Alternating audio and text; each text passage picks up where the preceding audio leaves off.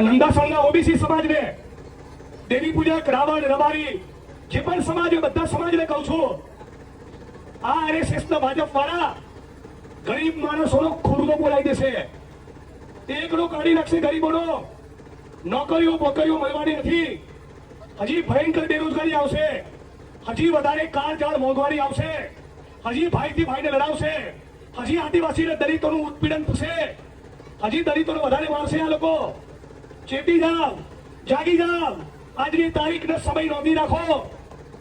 આમનો ઇતિહાસ ગદ્દારીનો છે, દેશને તોડવાનો છે, દલિતોને મારવાનો છે, ઓબીસીને લૂંટવાનો છે, આદિવાસીઓનું શોષણ કરવાનો છે.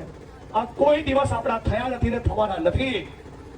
આમને છાકારો નહીં આપો તો આવનારી પેઢી આપણને સવાલ પૂછશે, આવનારી પેઢી આપણને સવાલ પૂછશે કે મગજ બેલ મારી ગયું તું કે આમનું બટન દબાવતા હતા. આવો સવાલ આવનારી પેઢી આપણને પૂછશે.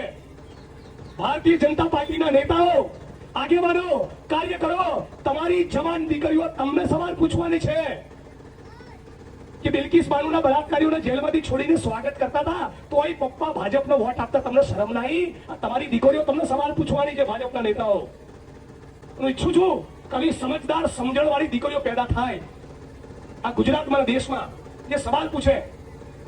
હું નેતા છું, હું ખોટું કામ કરતો હોય તો મારા ઘરના લોકોને થાય નહીં કે ભાઈ આના માટે રાજકારણમાં જતો છોડી દે, કે ના કે? તો આ ભારતની દીકરીઓ સવાલ પૂછવાની છે આરએસએસ ના ભાજપ વાળાઓને. સારા આ તમારા સંસ્કાર હતા? આ ધંધા કરતા હતા સત્તામાં આવીને?